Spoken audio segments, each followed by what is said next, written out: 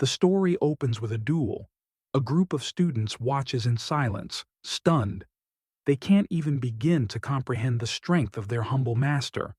In the kingdom of Liberis, there's a strange rumor. Most of the great heroes who made history were once trained by him, the backwater swordmaster. Cut to a quiet village. A girl rides in a carriage, heading somewhere important. Meanwhile, we see Beryl, our main character, practicing swordsmanship at his small dojo.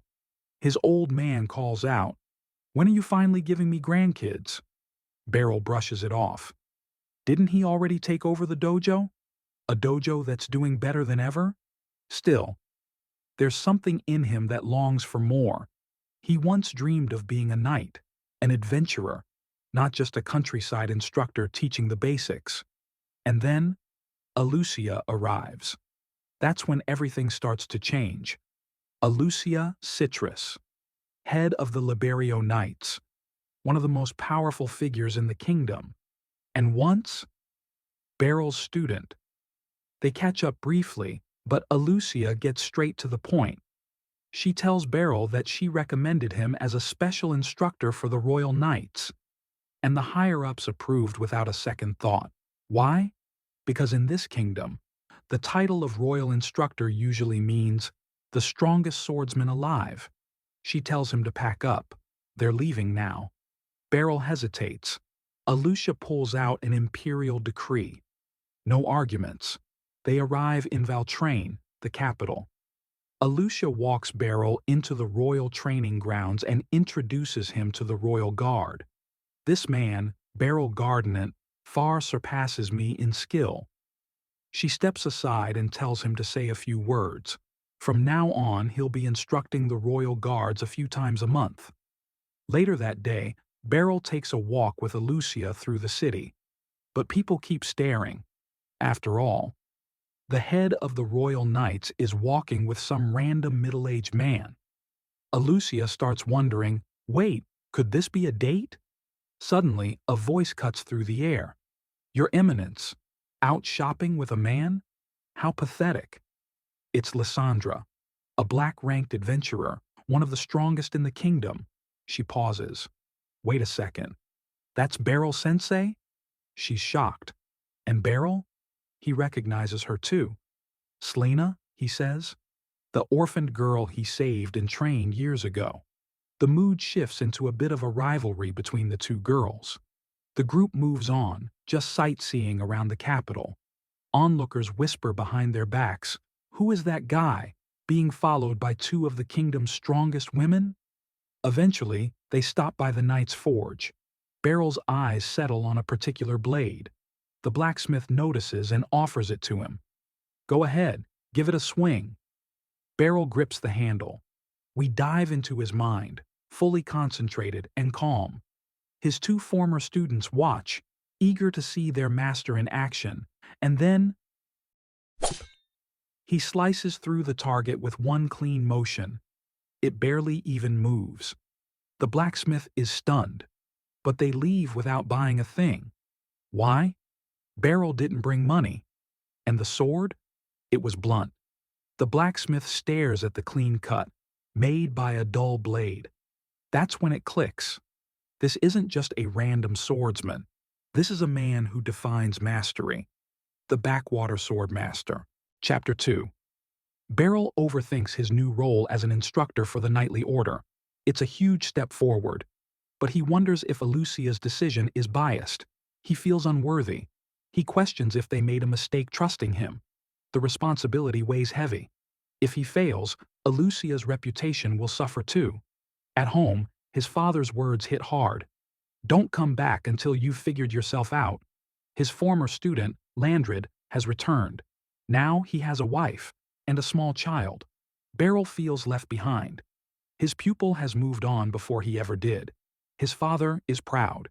He tells Beryl that Landred will take over the dojo. Beryl's new role is clear. Focus on the Royal Knights. "Until you find yourself a wife, don't come back here," his father adds. Overwhelmed, Beryl shares the news with Alucia. She murmurs under her breath, "How convenient." Beryl asks, "What did you say?" She quickly says, I mean, how terrible. With nowhere to stay, Alucia offers him a room at her house. Beryl refuses immediately. He knows he couldn't handle living with her. They visit the Adventurers Guild. Beryl runs into Slana. She's just rolled out of bed, frantically fixing her hair. She doesn't want Sensei to see her like this. Beryl explains his living situation. Slana suggests he stay near the guild. Alucia counters. She suggests somewhere closer to the barracks, closer to her home. A tense silence falls. Alucia and Slana lock eyes. Their minds are already clashing, swords drawn, ready to duel. But before anything happens, a gust of wind, a blur between them. A foot lands on the table. Both swords, gone from their hands. The air chills. Would it have been a draw? No. He'd stop it before it even began. Not a word more. They lead Beryl to his new quarters, a place between the guild and the barracks. The market and blacksmith are nearby. Alucia's plan to stay close is ruined. Beryl wonders what she sees in him. Why did she put him in this position? The next stop is the training hall. 2 knights are sparring. The vice captain, Hembritz, fights one after another. Each duel grows more intense, Alucia explains. Most knights here simulate real combat. Beryl's concern grows. Won't they get hurt? Suddenly, Alucia steps forward. Listen up, she commands. From today on, Mr. Beryl will be your instructor. The knights murmur, skeptical. Didn't he just teach her as a kid? One mutters. What can we possibly learn from him? Beryl feels the cold stares. As expected, he says, I'm not exactly welcome here. Sensei, a voice calls out. It's Karuni, another former student, now a Royal Guard knight. She's thrilled. She only spent 2 years in his dojo. Now she can train under him again. Tears well up in Beryl's eyes. His teachings weren't wasted. His students have become strong warriors. Hembritz approaches. He introduces himself. Beryl recognizes him. The man with bloodlust in his gaze. Hembritz says, to properly instruct the knightly order, an adequate level of expertise is required. I'd like to test your skills with a duel, Beryl Dono. Chapter 3. It's finally time, Sensei, for the world to see your sword. The Liberio Knights. Renowned for being the strongest in the kingdom, only a handful are chosen. They undergo strict additional training. A single Liberio Knight is said to match the strength of 10 knights from other kingdoms. Vice Commander Hembritz is no doubt one of the top swordsmen. Going straight for a match, huh? Things escalated quickly. If I refuse, doubts will grow. I'll be exposed. Worst of all, Alucia would have to resign. What a wonderful opportunity, Alucia says. Why not take this chance to let our knights watch and learn? Alucia-san. A crowd gathers. Karuni comments. It's her first time seeing Sensei spar. Can he handle Hembritz's strength? The man who killed the raging bull with a single swing of a wooden sword? Alucia reassures her. Hembritz grows suspicious. The so-called backwater swordmaster looks like just a tired middle-aged man, dead inside. Everyone watches. A chill runs down Hembritz's spine. Beryl locks eyes with him. The fight begins. Hembritz strikes. Beryl deflects, easily. 5 seconds later, Hembritz is on the ground. Beryl's sword points at his neck. The commander explains. Hembritz aimed for Sensei's throat, but Beryl saw through the feint. He countered the horizontal slash, knocked Hembritz off balance, and redirected the sword into Hembritz's neck. Alucia explains further. Sensei reads the enemy's gaze, grip, footing, and center of gravity.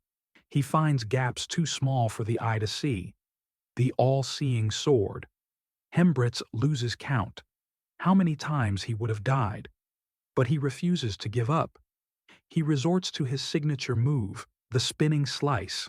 The sword slashes the air, but it hits nothing, only Beryl's afterimage. In that split second, Beryl taps Hembritz lightly on the back of the head. That's when Hembritz realizes, this man is the real deal.